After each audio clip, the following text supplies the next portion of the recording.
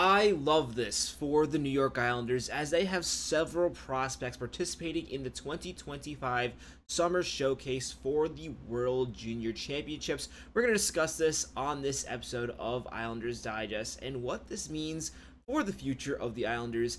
As exciting as next season is going to be for the New York Islanders, one of the other exciting parts of this team is going to be prospect watching. In addition to watching to see if the Islanders can be competitive to make the playoffs, we're also going to see these prospects develop and really be watching the stats as these players play all year. And one of the most exciting parts of next season is going to be the World Junior Championships, where the Islanders are going to have a couple, not just players playing in that tournament, but high impact players expected to do big things. We're going to discuss a few of them on this episode of Islanders Digest as we have an update. Really quickly, before we get into that, we are on our way to hitting 2,000 subscribers. It's insane how much this Islanders channel has grown in the months that we have made content for the New York Islanders. If you're an Islander fan, you haven't already, be sure to subscribe as we continue to make content every single day this summer for the New York Islanders. With that, let's talk about some of these updates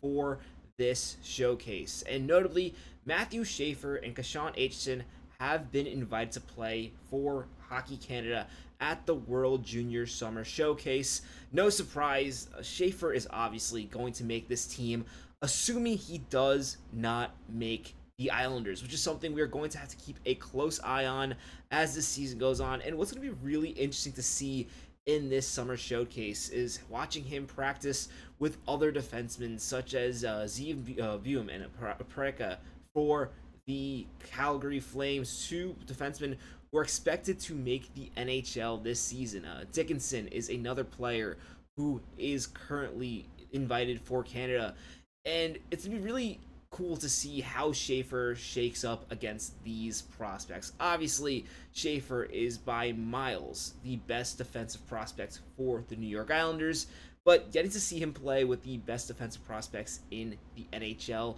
will give us a better hint on whether or not Schaefer is going to be ready for the NHL. And if he doesn't make the NHL this season, it's looking more and more likely at this point, especially with Schaefer attending this, that it is likely that he is not going to be attending college. Yes, he can still play in college and play for the World Juniors. That is something that Cole Eiserman does, which we're going to talk about in just a second. But with Schaefer, if he does not make the Islanders, expect him to participate in this World Junior Championship. And I'm really excited to see what he can do with these players, assuming, again, he does not make the Islanders. I'm really excited for Schaefer, this tournament in general. Kashawn Aitcheson is also invited to play. Now, I don't think Kashawn Aitcheson is a lock to make Team Canada. Team Canada under 20 is stacked. Again, we talked about some of the defensemen who have been invited to this showcase. And keep in mind, as we're talking about these players like Dickinson can make the NHL next season, giving Aitcheson a window. And if Aitcheson does play in this tournament, I think it would be a bonus. Also looking to see whether or not he plays college this season. I'm really expecting Aitcheson to play college. Unlike Schaefer, who only played a few games in the OHL this season, Aitcheson played a full season. At this point, I don't think there's that much more for him to learn. Yes, he can take a bigger role, and even if he plays in the OHL, it's going to be great for his development. But I think it would be better for him to play college. While with Schaefer, I think there are multiple arguments you do have to factor in. And one thing that's great about Schaefer playing in this summer showcase, there's not going to be any games, or at least games against other teams. I think it is just Team Canada evaluating their roster. Team USA has split into a Team A and a Team B.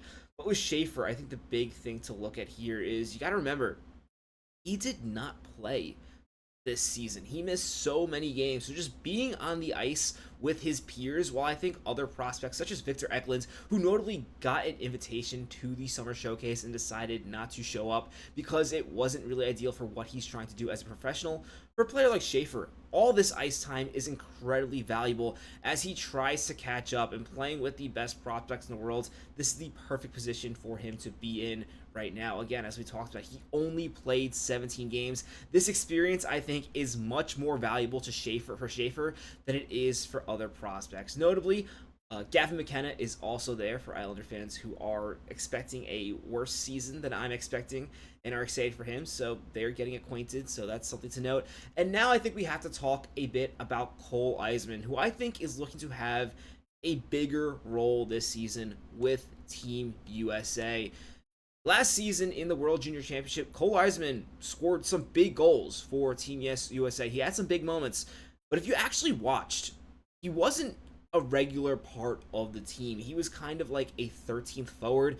And for me, considering what the stats he put were in that tournament, I was really impressed with the fact that he was really used as a weapon, only being put out in key situations, really wasn't getting normal ice time, and he still put up a point per game, scoring 3 goals, having 4 assists, and just showing up when the big moments came. Because when the biggest moments came and US did need a goal, Cole Eiserman was out there. But he didn't play full time in the tournament, and also in Boston University, he mostly had a third line role when the season was being played at 5-on-5. And I expect this is something that is going to change this year for Cole Eiserman. I think depending on how this goes, this is going to really determine what his ceiling is in the NHL. I think the fact that Cole Eiserman, when being deployed as a weapon in select situations, such as the World Junior Championship and Boston University, putting up 36 points at Boston and then 7 points in 7 games at those championships, shows this is a player that is incredibly gifted offensively. And the question is more, can he put it together 5-on-5? Because you got to keep in mind, when we're looking at Cole Eiserman's stats, he typically is not getting regular first line minutes with first line players, which makes what he is doing in select situations even more impressive. And if he can add more of a 5-on-5, a regular offense to his game, and also be efficient defensively, this prospect, his ceiling is so high for the Islanders. And I honestly think, while some people question Cole Eiserman's floor, I think with how effective he's been as a power play weapon and a guy that you plug in big plays, needing that time to put up those points, I think that also projects well for him, having his floor be a third line player who can also contribute big time on your power play when you need a big goal, or come up when you have an extra guy out, or you need a goal for the team. I think this is really important, something that's really effective, but I think Cole Eiserman is more than that. I really think.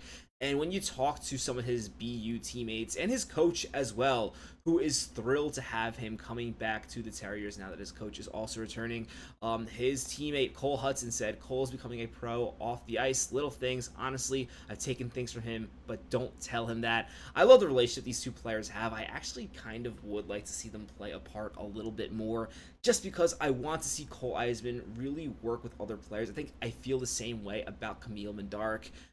Especially with Camille Bedard, I would like to see him put with other players so he can really come into his own more. I think a lot when it comes to Bedard, he really tends to default to Eiserman being the better scorer. Obviously, with Cole Eiserman, I'm really excited about his development. And one thing I think is important to note when people talk about him being a one-dimensional player, I always like to push back.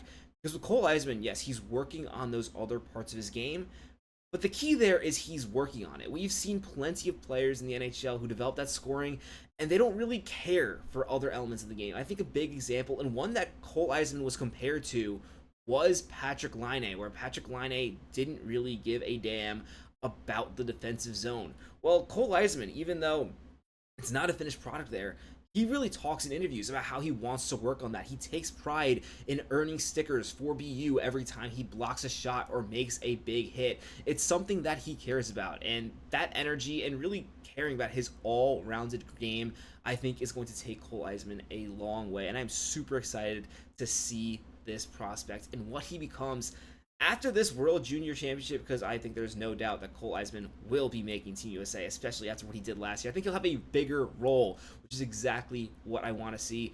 Don't be surprised if we see Cole Eiserman on the Islanders to end the season after the college season ends. You can actually say the same for Mathew Schaefer as well. I think Aitcheson, no matter what, is probably going to have 2 years in college at least. But let me know what you think about all these prospects. Let me know what you think about them playing in the World Junior Championship. I'm sure there is some concern considering that is where Schaefer got hurt last time, but I definitely think playing World Junior Hockey is great for all these players. You really get to see them play against the best of the best prospects. It's really the best competition they can get to play other than playing in the NHL. And that is why I'm super excited to see what happens both in this showcase with these players meeting other players, and then eventually the World Junior Championship Tournament, which I believe is in December. As always, if you haven't already, be sure to subscribe to this channel. I'm your host, Patrick Nilan. Catch you on the next episode of Islanders Digest. Let's go, Islanders.